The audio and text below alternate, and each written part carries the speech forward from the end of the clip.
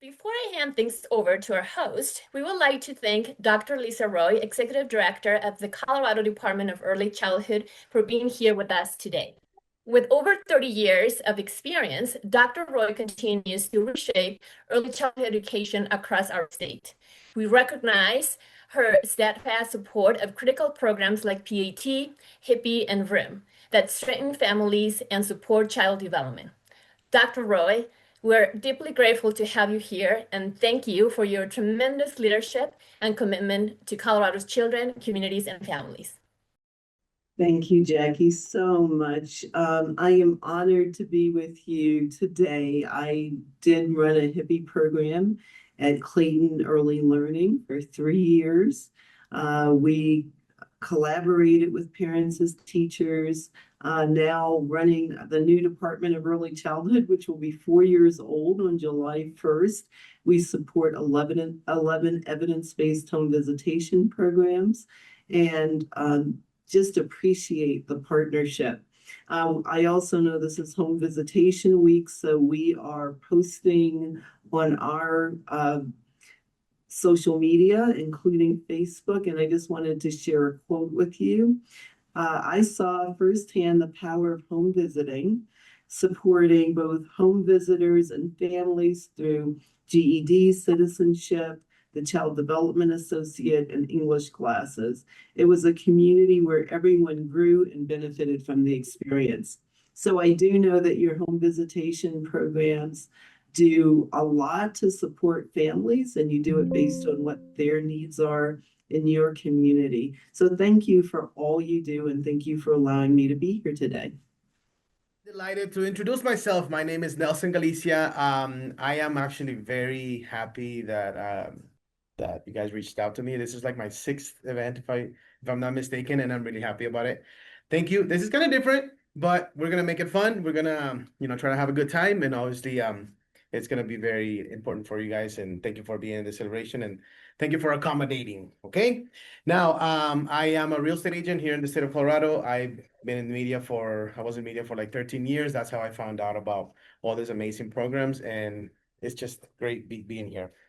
Welcome to the Parent Possible celebration of home visiting presented by Bank of California. Thank you so much for being here during National Home Visiting Week. Let's see who is in the room. We're in Colorado. Where in Colorado are you joining us from? Use your emojis now and tell us who here uses Vroom. Type it up in the chat.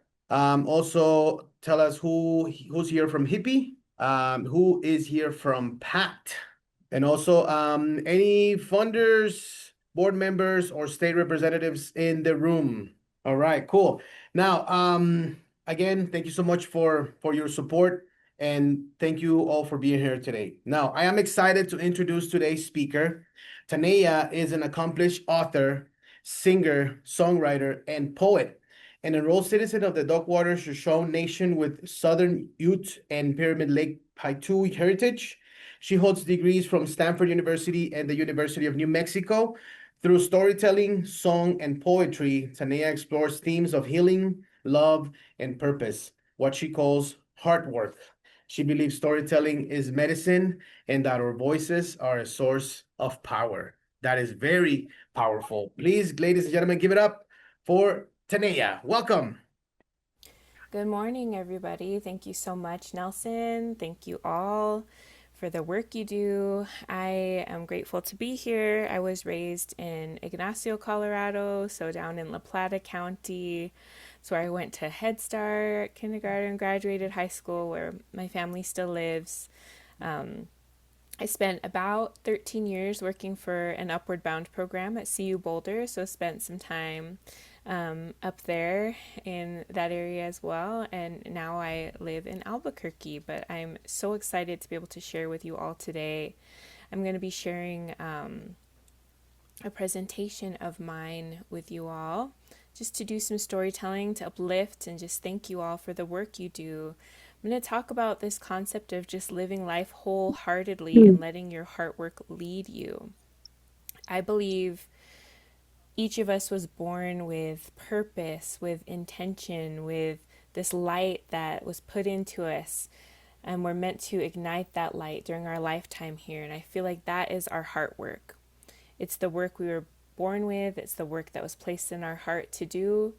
Sometimes that changes throughout our lives, and I believe that what each of you do with this program is your heart work as well. It's the work of your heart, and that sometimes hard work can be hard work. Life is not without challenges or obstacles, but we do it because we feel like we were meant to. And when we try to lean into life wholeheartedly, you can really lean into that, letting your heart work lead you. So for me, I'm actually going to start by playing a song on my guitar, and it's called It's a Good Day. And I love starting anything I do with this song because for me, it really represents learning. It represents some of that language justice. For me, I grew up not knowing how to speak my indigenous languages. I still don't. I'm still trying to learn. And as we know, history sometimes impacts some of those things. For my indigenous heritage, it was the indigenous boarding school system where they said, don't speak your language, like try to be just American, just speak English. So there's some harm in that. And then reclaiming needing to be done with that as well, too. In Ignacio on the Southern Ute Reservation, there's an elder who would send around just different sayings and expressions so we could try to learn Ute. One of those phrases that came in my inbox one day was this phrase, tu teveak, and it means it's a good day. And the way I learn best is through music, through repetition. So I thought, if I want to learn this song, if I want to learn this phrase, tu teveak, and have it be embodied, I'm going to put it in a song. So I wanted to just open in a good way by sharing that with you all. You can hear, and I'm going to just get out my guitar and play it for you all real quick. But this is tu teveak, it's a good day.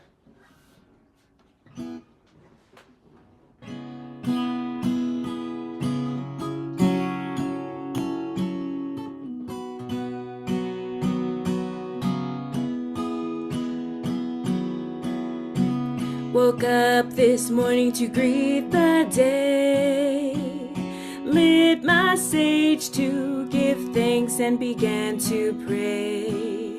Hey, I asked Creator, do what you can to guide my path. That's all I ask. To it's a good day,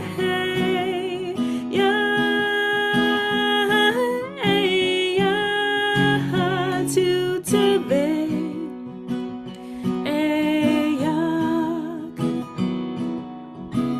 ancestors, please protect my spirit, those I hold dearest in my heart.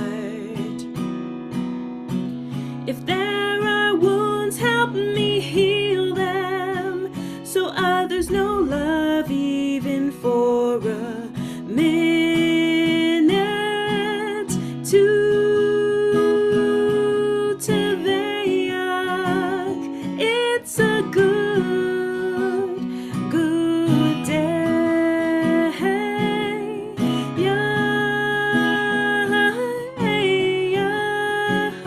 To Teveak.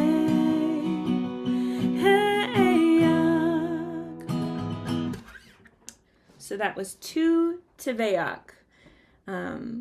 And it did help me learn that phrase, right? I've never forgotten how to say it's a good day, tu Teveak.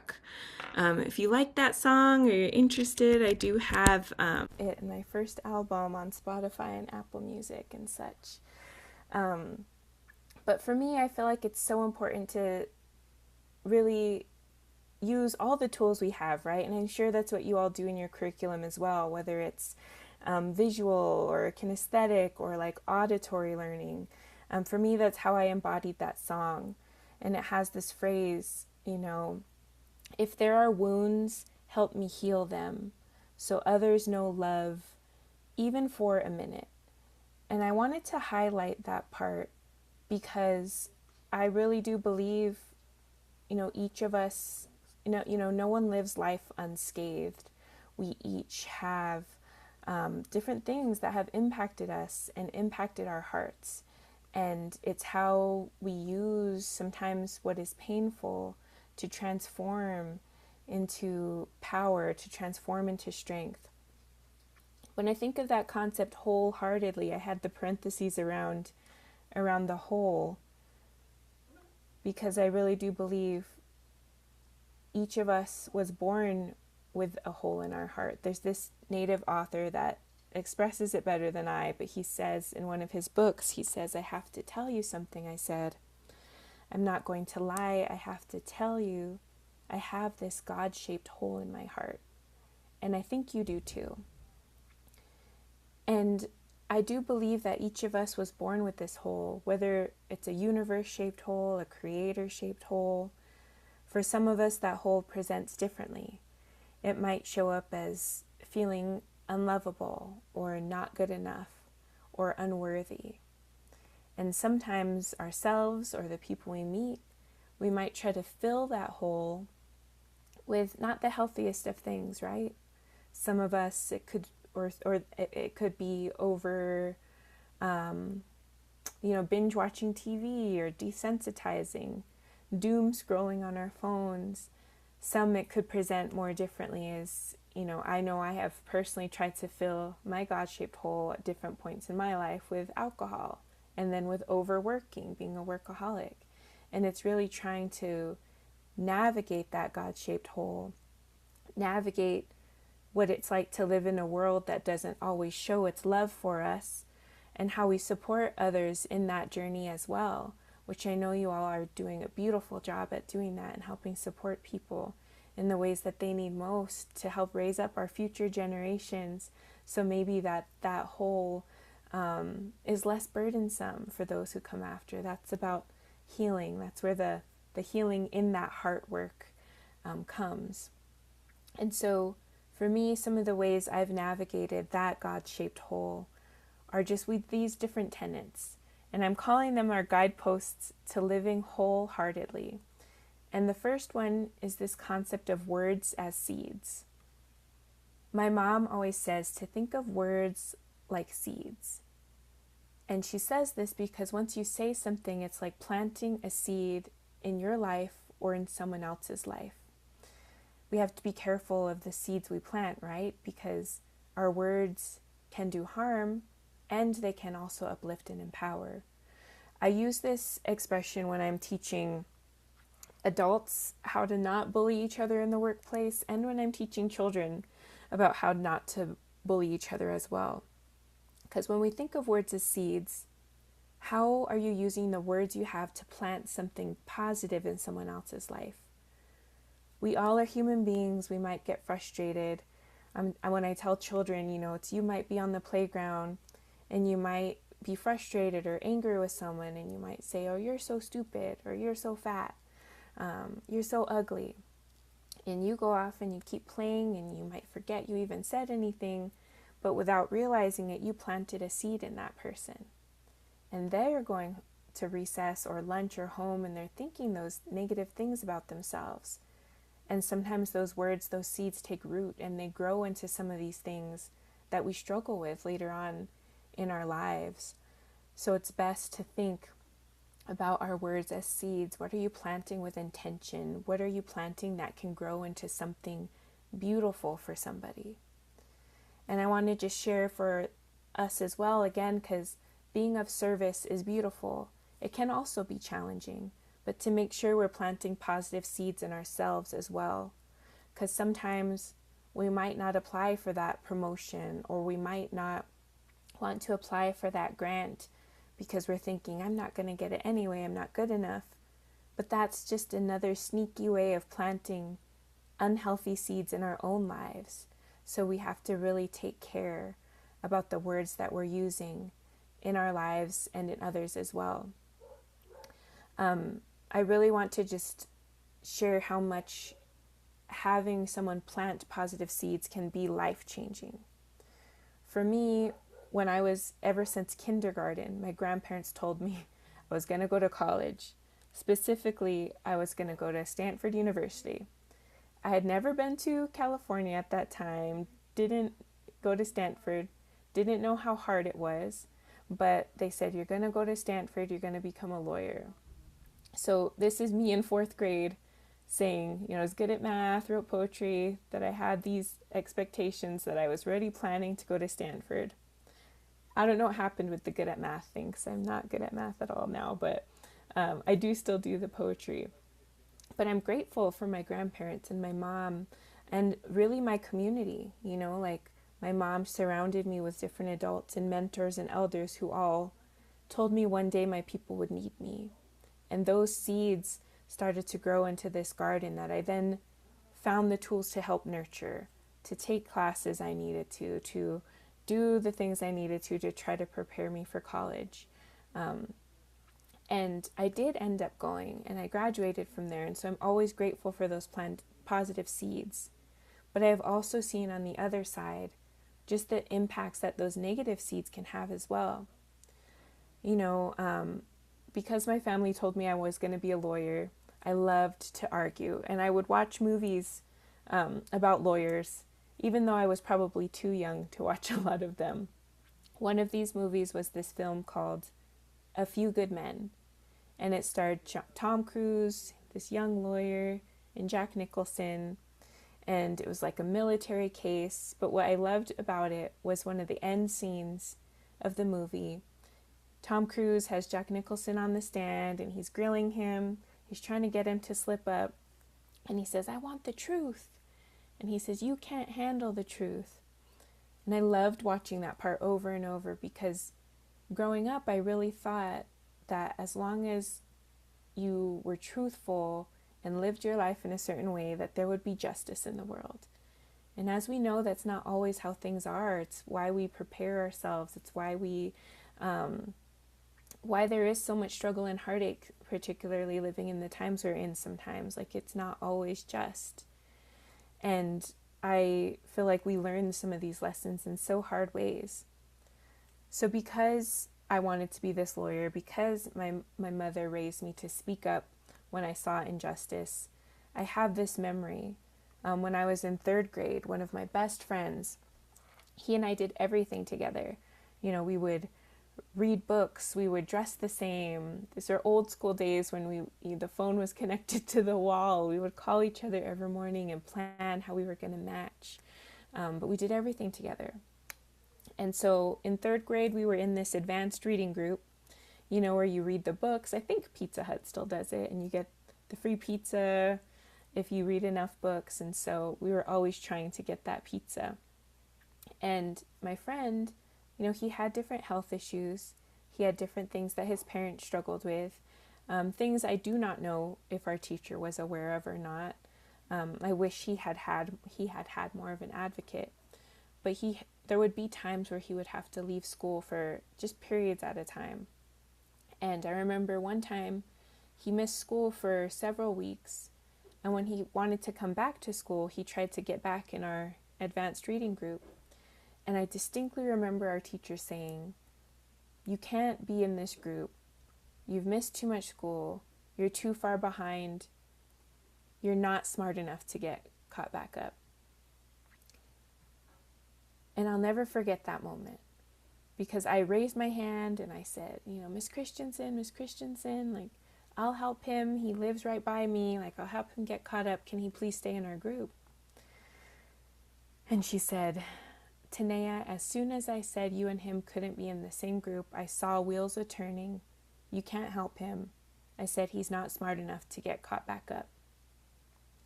Now, I don't know what was going on in that teacher's life, or her stressors, or how many kids were in our class, if it put stress on her. I don't know any of those things. But I do know that in that moment of her frustration, maybe without realizing it, she planted that seed in my friend. And that seed took root. So much so that ever since then, I felt like our paths had changed. He really stopped believing in himself, that he was good enough in school. And he had struggled since then all the way through high school. And I don't want to share too much more, because that's his story. But the way it interacts with mine is just seeing that difference between planting those positive seeds and planting negative ones, and that they can have a tremendous impact on people. It really did teach me that with every seed planted, there are roots. And with that particular experience, it really taught me you have to advocate for yourself, figure out who's in your corner, and learning the hard way that some people and places who are supposed to support you don't always end up doing that. So I just want to thank you all for the work that you do, because you are those advocates. You are the people in the corner for the parents and the children that are helping to make change, make healthy change, plant those positive seeds, and that you're doing really that intense, much needed heart work by offering that support. And I just want to uplift that and remind you to think about the seeds you're planting already in the work you do, the seeds that you want to plant. Think about what seeds you want to nurture, because we all have them, right? Even us doing the work. Sometimes, when you're helping other people, it's helping to heal and reteach yourself. I think in parenting, sometimes it's like reparenting yourself at the same time. So just to think about, what seeds do you want to nurture? Because we have all, unfortunately, had negative things said about us, intentionally or unintentionally. Some of those things have become wounds that we need to navigate, but we can empower ourselves and those around us to think about those positive seeds. What seeds do you want to nurture? So just to remind you all, you are enough, you are loved, you're sacred, and you are worthy. In addition to the words as seeds, for me, just to encourage us in living wholeheartedly, is thinking of this concept of heart first. In so many meetings I'm in, I always hear people start off, what's on your mind? What's the top of your mind? And I always wish we could shift. It's like, what is on your heart today? How is your heart today? Because we are doing this heart work, working with people, working with community. It is that emotional connection as well. I had heard once that the shortest distance between two people is a story. And so I love storytelling. When I'm meeting new people, when I'm working with people or interacting, is getting them to tell stories, sharing some of mine to find that connection.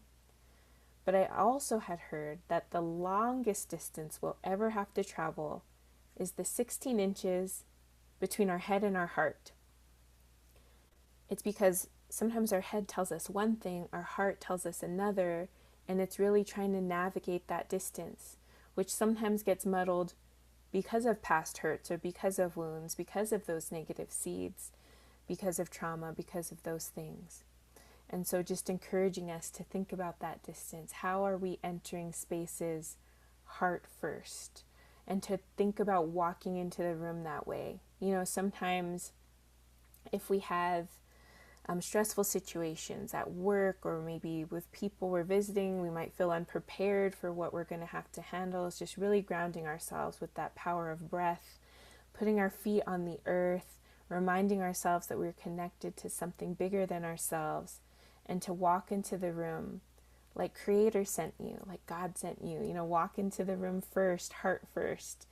For me, when I've tried to push through that fear, if I'm ever feeling fearful or anxious, it has led to such beautiful connections. This is a picture of me getting to visit a high school or an elementary school in North Dakota, where they bought copies of my book and gave it to all of the students, which was wonderful. Walking into the room heart first is one way to really just ground us, to not be so tied to fear and anxiety. And thinking of the power of words and thinking of heart first, I'm always reminded of just the language we use sometimes to phrase things, right? I grew up hearing things, and I've had teachers tell some of my students that I've worked with say things like, if you don't do this homework, you're going to fail. If you don't do this, you're going to end up not going to college. You're going to end up not doing all of these things. And when we say things like that, it's really teaching people to run away. Like this poor Velma running away from the dinosaur. If you're on your phone and can't see, it's a graphic of Velma from Scooby-Doo running away from a dinosaur. And I have it on there because when we use language like that, if you don't do this, then this worst case scenario is going to happen. It's really instilling in us a language of fear. No wonder so many people struggle with anxiety these days because we grew up hearing things like that. It's teaching us to have that fear instilled in us. So just to remind us in the words that we use to try to come at it from that, not running away from something, but running towards something. Again, if you're on your phone, this is a picture of Dora the Explorer running to this big castle, and there's words, hope and dreams, healing and love. You know, instead of teaching those we work with, our youth, instead of teaching them to run away from something, let's think about how we can plant those seeds, use our words to teach how to run towards something, to have that hope. I really do believe that storytelling is medicine. Like I said, the shortest distance between two people is a story.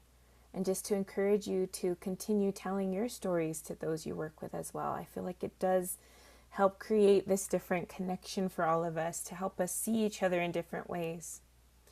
I always get nervous sometimes when I'm vulnerable in sharing.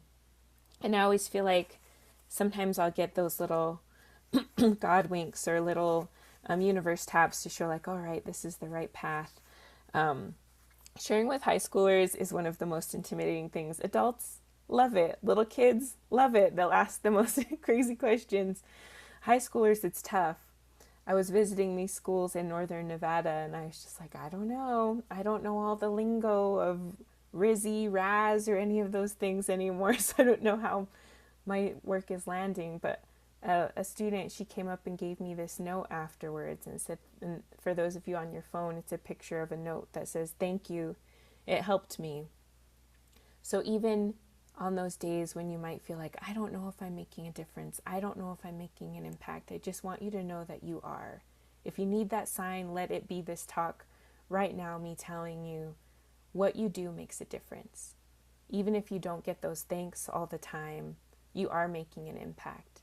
Sometimes people are stretched so thin, we aren't always able to give the gratitude that we want to give in that moment verbally, but just know. Like the universe sees you. You are seen in what you do, and it is helping people. So even in times when it feels overwhelming or you feel afraid, I've been leaning into just thinking about do it scared. Even if you're afraid, do it scared.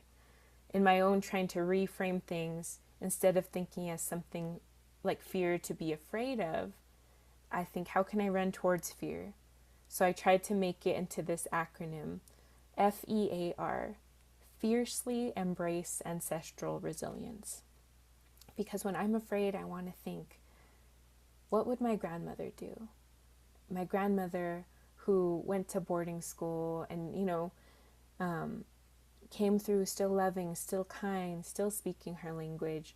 How did she come through those things? How can I put aside my fear and just really feel that warm hug, that warm embrace from my ancestors, those known and even those unknown? So fiercely embrace your ancestral resilience. And just keeping with the theme of seeds and the positive seeds I know you all do plant in your lives. I really think Mother Earth just has so many powerful lessons, right? I was visiting this community, the Shoshone Paiute Reservation in northern Nevada. And when I was at the school, this elder gave me this choke cherry pudding. If you're on your phone, I have a picture up of choke cherries. And, she said, my pudding, it has the choke cherry seeds in it. Some people, when they make this pudding, they leave out the seeds because they think it's too bitter, they don't like the texture. She said, I leave the seed in because that's where the medicine is. And she said, no, literally, when one of our high school students did research to show that choke cherry seed actually can prevent certain types of cancer cells from growing. And she worked with Utah State University to help prove that. It's like, wow, like our ancestors really knew what they were doing by like having that choke cherry pudding, that they were protecting themselves from diseases. And for me, I try to think, what is the universe trying to show me with different things? If the seed, which is so small in this chokecherry, can help have such big impact, and the medicine is in that seed, there has to be medicine in the seeds that we're planting, whether it's with our words or our gifts. So I just want to reflect back to you all today that each of you has medicine. Each of you has gifts.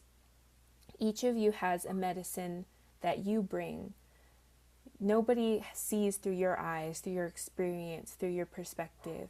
And that is your unique medicine, meant to help heal the people you work with, to help them on their paths. So just want to encourage you all to think as you continue throughout the spring, throughout the getting into the summer, throughout your lives, think, what medicine or gifts do you bring? Who needs the medicine you bring? And why does your community, family, or friends need the medicine that you bring? Again, because we all have it. And there might be times where some of us think like, I don't know if what I'm doing make a difference. Just remember, like, you have gifts, you have medicine. For some of us, it takes our entire lives to figure out what that is. Some of us, it might change throughout our lives, depending on our circumstances and our ability, our capabilities, the time we have. But just know that you are medicine, you are a gift, and you do bring that. In my community, we sit in circles for a lot of things, whether it's ceremony or gatherings. And I love it because when I hear some elders pray, they say, we're praying from everyone from the doorway in to the doorway out. And when you're sitting in a circle, it means everybody. Everybody is thought of. And it's thinking, how are we caring for that circle? I'll use this when I try to talk about equity and making sure we're thinking of everybody and their needs. How are we caring for the circle? We are all in this circle. And just encourage you all to think about your circles as well. Your family circle, your work circle, all of those circles that you're a part of, those kinships, those relative systems you're a part of. And how are you caring for your circle and knowing that you have a place in the circle and your place matters. Being a part of different circles and thinking about those needs has, again, just led to some really beautiful experiences. This one, I just want to say really briefly, was so cool. I was visiting a middle school on the Red Lake Reservation in Minnesota, and one of the students actually had my name, Tanea. It was spelled one letter differently, but how healing it was to have little Tanea get on the microphone, encourage her to try to speak and write her poetry. I just love when sometimes, again, that healing happens in circles and spirals and just the different timelines and things that we're able to visit. So I'm getting close to winding it up. But just the last guidepost to living wholeheartedly I wanted to share with you all is this concept of igniting your fire. And I'm going to share a story that comes from my mother's homeland. For those of you on your phone, this is a picture of Pyramid Lake in northern Nevada on the Pyramid Lake Paiute Reservation. So if you ever find yourself in Reno, Nevada, for whatever reason, take an hour trip to Nixon, Nevada to visit the reservation in this lake. It's a saltwater lake. It used to actually take up most of Nevada, but now it's a small saltwater lake there. And it has a story about how this lake was created. And the story goes that originally the original man and original woman had 4 children. And when they were young, the children got along. But as they got older, they started arguing and bickering. And the parents said, if you guys keep fighting, I'm going to separate you.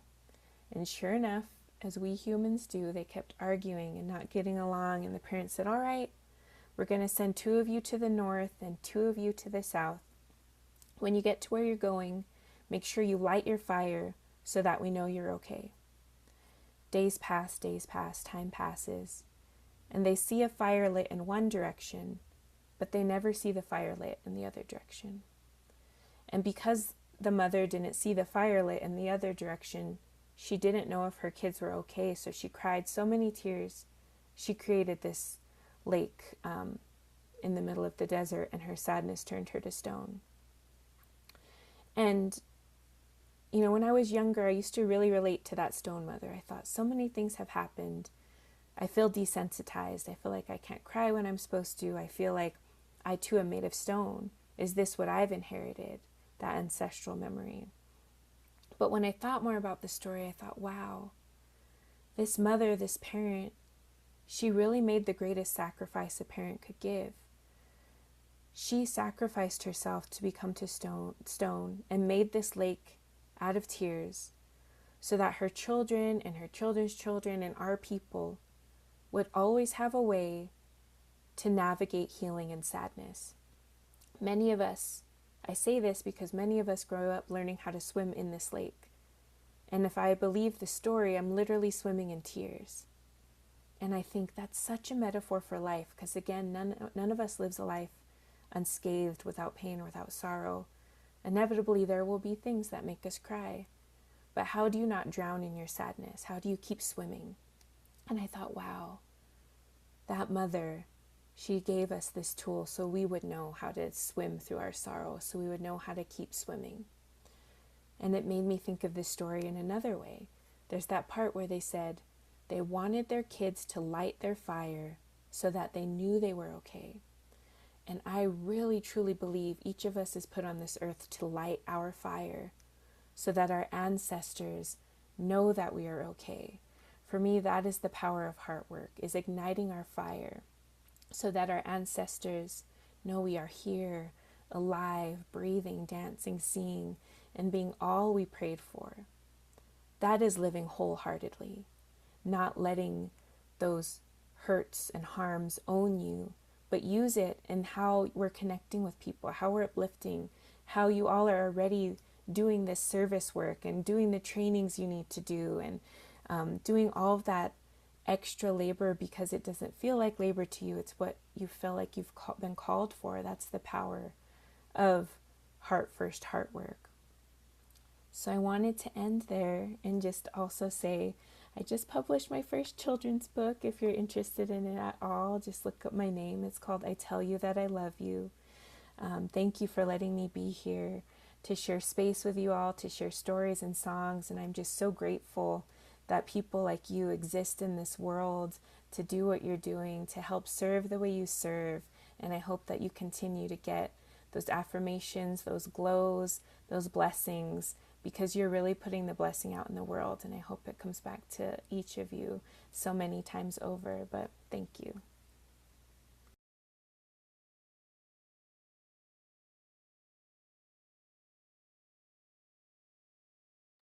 That was really powerful. Thank you, Tania.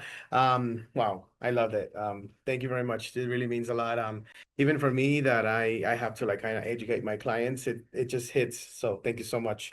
I am pleased to be here today with all of you to celebrate the accomplishments of last year. And I am so inspired by your work and commitment for Colorado's children and families. Each one of you are doing this work because you understand the importance of supporting children and families. Your dedication to this work is truly inspirational. We all know this work can be challenging, and I am pleased to be able to come here to celebrate with you all today. And because of you, families of all kinds across Colorado are gaining the confidence and knowledge they need to nurture and support their children. To kick off our awards, I would like to hand it over to Cindy Pelayo, Parent Possible Hippie Program Manager. Cindy, take it away. Thank you, Nelson. Now I have the honor to recognize our newly endorsed Hippie site and celebrate this important achievement. This site worked hard to successfully complete the Hippie endorsement process, which includes demonstrating strong program implementation and also maintaining high-quality home visits, ensuring fidelity to the Hippie model, and hosting a formal endorsement site visit, where their work with families and program systems were carefully reviewed. This endorsement reflects their commitment to excellence and to delivering impactful services to children and families in their community. So congratulations on your endorsement to Mile High United Way. Let's give them a round of applause using your emojis.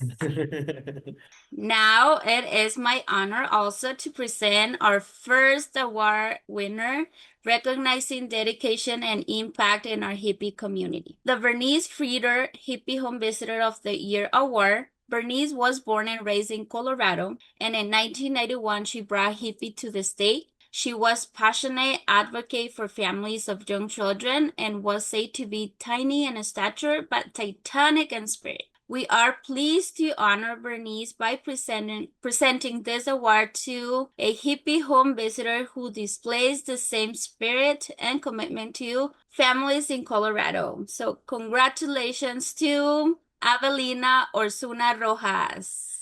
Yay!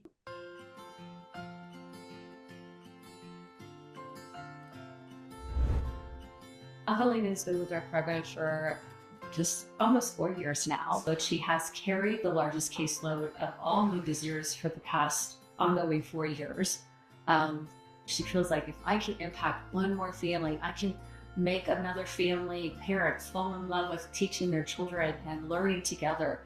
That to her is just like this joy. Part of our goal with AmeriCorps is to really set professional goals and personal goals. Avelina had two.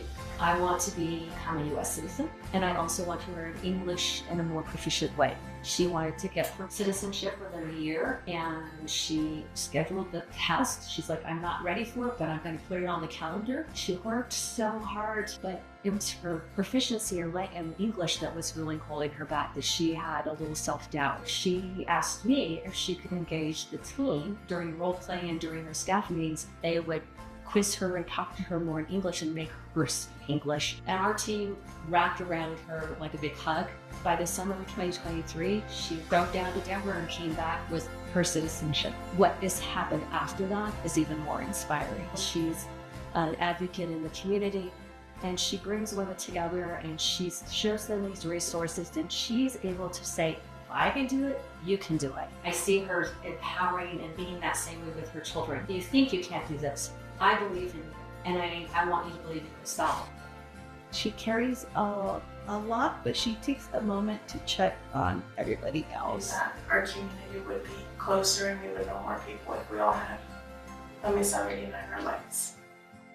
I'm very grateful for Avelina for pushing me to be not only a better teacher for my child, but showing me that I'm worthy enough to be here, and for pushing me to do greater things. She's very shy. When Avelina would come over, she would go and hide in her room. And now every time she comes over, Emery is so excited to see her. And she's like, my hidden teacher. Emery doesn't do that with a lot of people, not even my parents. So I think that says a lot about Avelina and her welcoming personality. I just want her to know, like deep in her soul, like when she's going to sleep, that I just want her to be very proud of herself, of the amazing work that she has done. Avelina is smart and community. Avelina is so practical. I love Avelina coming to my house. I love her because she keeps her friend home. My favorite teacher is my favorite heights.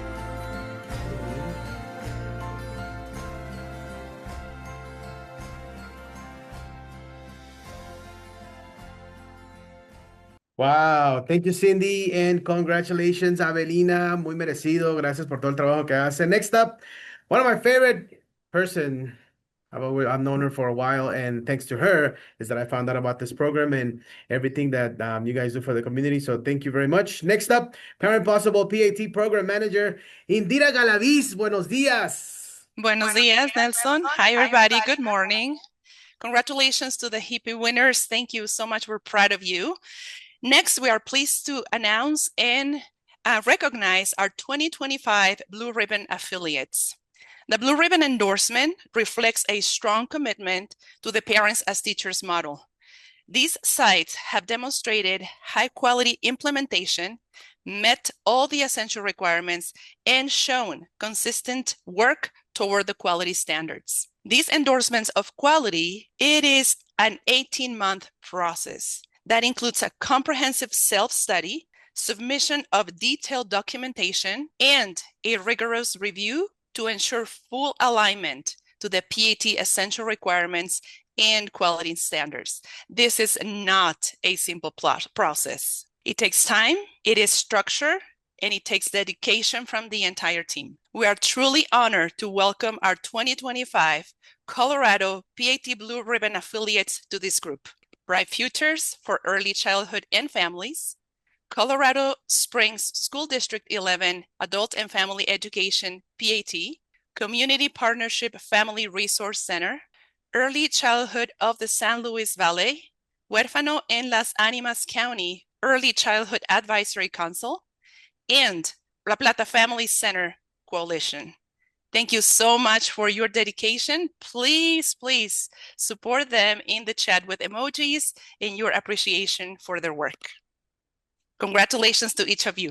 Now it is my honor to present our next award, the Thomas Fitzgerald Parents as Teachers Home Visitor of the Year Award. This award recognizes a parent educator who demonstrates exceptional commitment to home visiting and to the families they serve. A little bit about this award. Tom dedicated his career to improving education for children and introduced Parents as Teachers to Colorado in 1989. It is my pleasure to recognize this year's recipient. Congratulations to Kimberly Stack, Parents as Teachers Parent Educator of the Year from Growing Home. Let's take a moment, please, to learn more about Kim.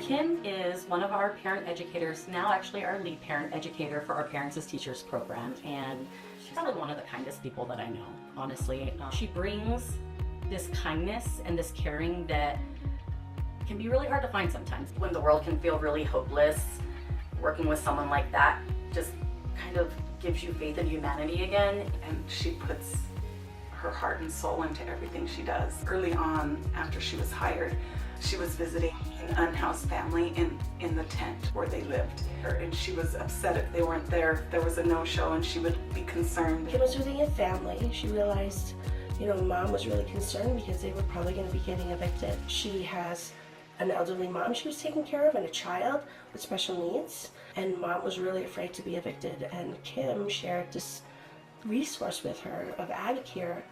And Mom was able to get certified and be able to get paid to take care of her family. Something that really probably saved their family from being in the street. She has such an explosive mind where it's just so much information that she has that she just wants to put out and she just wants to give, and she inspires me every single day. Having Kim as my home educator was life-changing. She brought so much fun and energy to the home visit. My son loved every time Kim would come. He would be at the door waiting or saying, Miss Kim, and she couldn't get through the door fast enough. It was just so genuinely interested in our lives and wanted to get to know us, and it just felt like she was a friend from the first visit. As Kim got to know my family and my own personal interests and goals in life, one day she approached me and said that the company was looking for a parent educator, which is exactly the role that she's in. Having someone believe in me, such as Kim did, is just life-changing. Now that I work here with her, I get to see her in a different capacity, and working alongside with her, I'm still learning. When a child sees that there are caring professionals that are willing to come and help support their family at their most vulnerable time, I think it shows them that the world is not giving up on them and that they matter. And I think Kim does that for our families. She's just a phenomenal human being.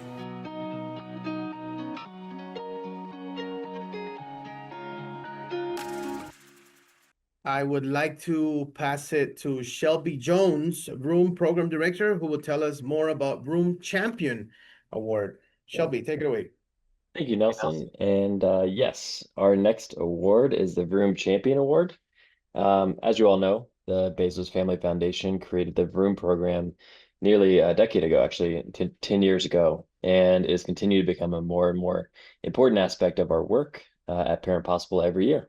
So this award specifically is meant to honor an individual or an organization that has made outstanding contributions to our effort to share room across Colorado. Recipients of this award embody both the spirit of Vroom and its inspirational messages that remind parents that they already have what it takes to be a brain builder. With over 200 sites and hundreds of individuals that we work with, it was difficult to choose just one winner, but we have chosen, and we would like to honor Janita Johnston from Delta Family Center with the Vroom Champion Award this year. So congrats, Janita. She is an exemplary Vroom advocate in Colorado. Her passion and dedication to share Vroom with her community really shine through her work. She really does go above and beyond to think of creative ways to incorporate and integrate Vroom into both the PAT program that she works with and the wider school community. Some of the initiatives that she does that go above and beyond are adding things like QR codes for Vroom to school event resources. She uses data specifically to track community participation for the Vroom program, and that helps us in a lot of ways. And she presents Vroom trainings to the wider community on behalf of Vroom. So we are just so thankful for Janita's dedication and enthusiasm for Vroom, and it gives us great joy to present this award for her today. So thank you, Janita, and congratulations. Congrats, Janita. Thank you, Shelby. Now, before we announce our next award, it is very important to acknowledge those who made today's event possible. We are so grateful for the ongoing support for our incredible sponsors. This event is made possible by Banc of California. Thank you. Thank you, Banc of California, for your generous contribution to celebrating home visitors across Colorado. Your support of our home visiting community is so important. Your investment goes beyond home visiting. It reaches into homes, families, and communities. So thank you very much. We would also like to extend our sincere gratitude to First Bank for their continued partnership with Parent Possible. Thank you, First Bank, for standing with us and supporting this vital work and for helping us celebrate the remarkable dedication of our home visitors. Thank you again to our wonderful sponsors. Next up, Parent Possible Executive Director, mi amigo, my friend, Mr. Brian Conley. Thank you, Nelson. Well, if you don't get from this call that you are special after watching those videos, I'm here to tell you how special you are. We actually have great gratitude in our heart for what each of you do on a day-to-day basis, and I just want to personally thank you. My name is Brian Conley. I'm the Executive Director of Parent Possible, and we are here today with all of you to celebrate all the accomplishments from this prior year and to celebrate your commitment to children and families in Colorado. Last year, our community of PAT and Hippie served over 2,000 children and achieved over 29,000 home visits. All of our families have so many strengths, but our families are experiencing difficult times with food insecurity, extreme poverty, language barriers, immigration challenges, and these non-traditional home structures. You're supporting children who need extra help, and you help them get ready for school and so much more. This work is not easy, as each of you know, doing the job on a day-to-day basis, but your dedication is truly inspirational, as you saw in our videos. Because of you, families are gaining confidence and knowledge they need to support their children and ignite their own passions in learning so they can model for those children. And you do that. It is because of you that they have the opportunity to achieve and be successful. The work you're doing today means that families and children are thrive today and tomorrow. Now I'd like to present our next award, the Erin Binford Innovation Award. This is Erin Binford, and she was a senior program officer for the Buell Foundation. Erin's life was rooted in the values of equity and inclusion, and her impact on early childhood in Colorado was vast. Each year we honor Erin by acknowledging the extraordinary work that an individual has done in support of equity, the improvement and support of families, and the transformation of our communities in positive change. This year's recipient of this award is Kendra Dunn. Now, before she speaks, I have a couple stories that I'd like to share about Kendra's impact. I met Kendra when she was the executive director of Prevent Child Abuse Colorado. And she was at the preschool I worked at trying to get me to plant a pinwheel garden. And if any of you know her, you know she was successful. In fact, Kendra was the co-lead and introduced the Pinwheels for Prevention initiative to Colorado. And now many of your organizations actually participate in this.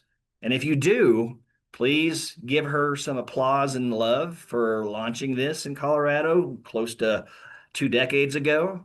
And if you actually have a pinwheel close to your desk, please show it. She will love it. Absolutely love it if you do. Now, what these pinwheels remind us of is that we are here to support families and ensure that children have safe childhoods. It raises tremendous awareness for our community of families, and it actually raises quite a bit of money. So, Kendra, we thank you for this legacy that you have brought to our community and the impact that it will have beyond your time with us.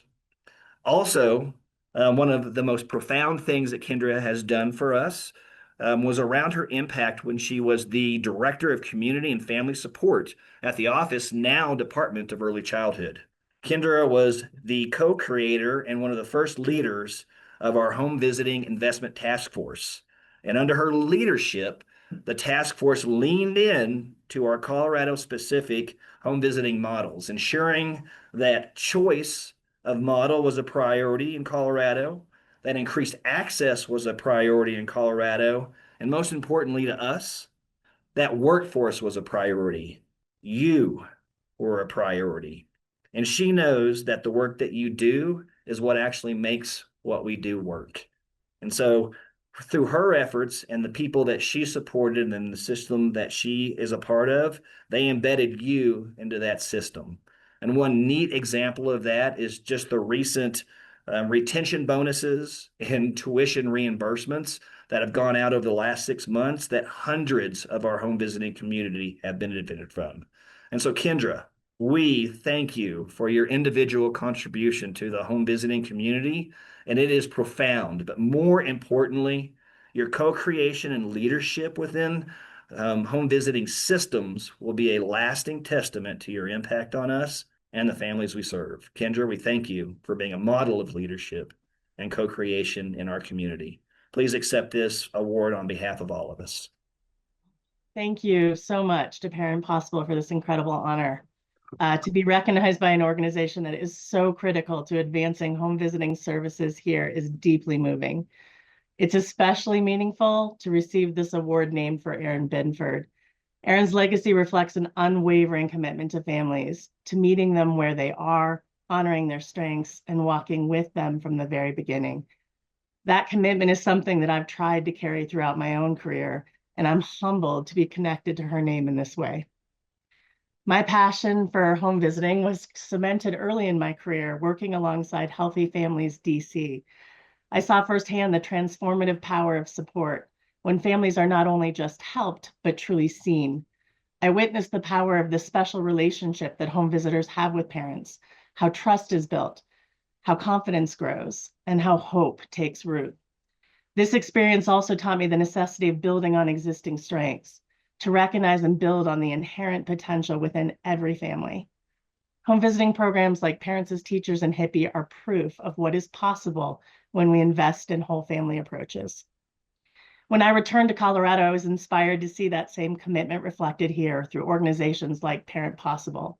I've been continually impressed by the dynamic partnerships between the state intermediary organization and their local implementing agencies.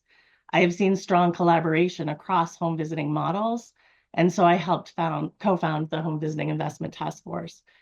That alignment across systems, communities, and disciplines is what has allowed this work to grow over decades in Colorado.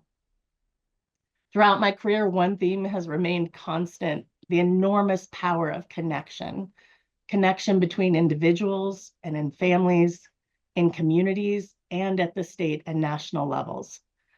We are all stronger when we know we are not alone. When someone believes in our ability to thrive, it changes what is possible. We really heard that in the keynote speech today. Right now, families and organizations are experiencing real challenges. Families are carrying so much: rising costs, uncertainty about their safety and their future, and systems that don't always meet them where they are.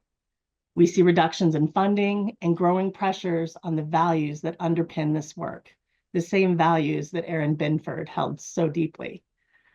But as I reflect on this moment and this honor, I believe our path forward is clear. We stay connected to one another.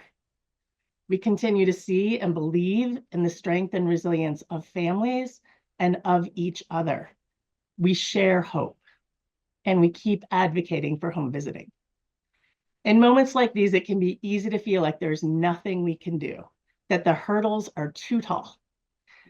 That has never been the story of this field, and our work has never been more important.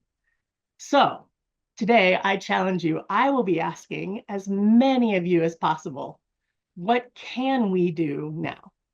Because the answer to that question is how we will keep moving forward together. Thank you. I am truly moved by this honor and inspired by everything I've heard from you all today. Thank you, Kendra. We appreciate you. Congrats to everybody. Congrats, Kendra. And just like that, ladies and gentlemen, we have made it to our final award of the day. Well, our next and final award is the Parent Possible Leadership Award. This award was created in 2022 to honor the incredible work of our Colorado PAT and HIPPY supervisors and coordinators who do the work to support their teams. These are the people that nurture the nurturers. And hopefully, Parent Possible nurtures the nurturer of the nurturer. We know that they are incredible supports for their teams who are then able to better support their families. We want to lift up and honor these supervisors and coordinators for all the incredible work that they do through the Parent Possible Leadership Award. Please join me in congratulating the recipient of the Parent Possible Leadership Award, Crystal Munoz from Roots.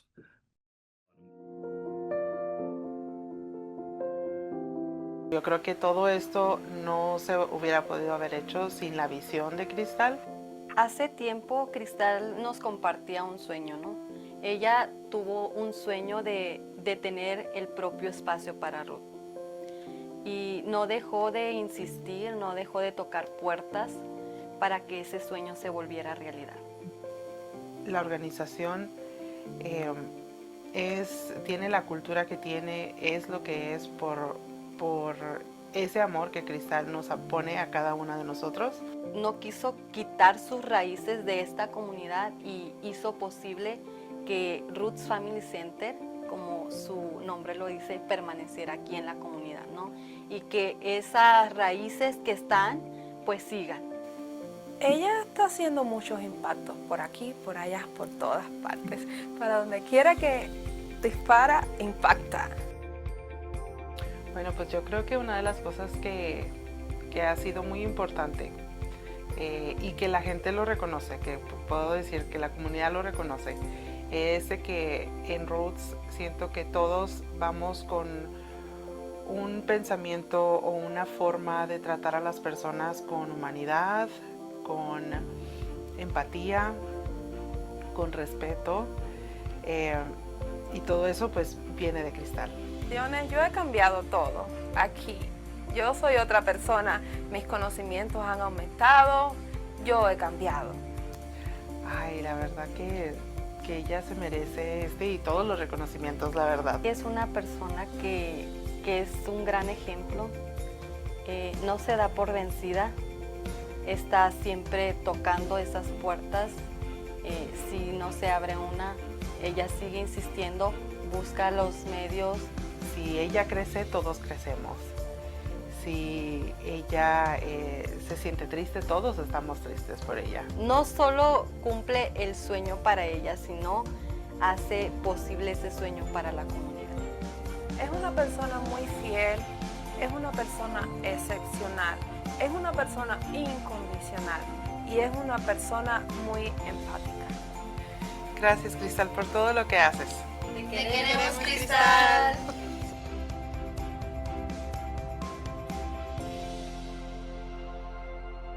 Felicidades, Cristal, congrats. Gracias a todos ustedes por estar acá. Now let's give all of our award winners a round of applause or emojis for their accomplishments, please. Let's now give everyone here a round of applause or emojis for the incredible work that you do in your community for children and families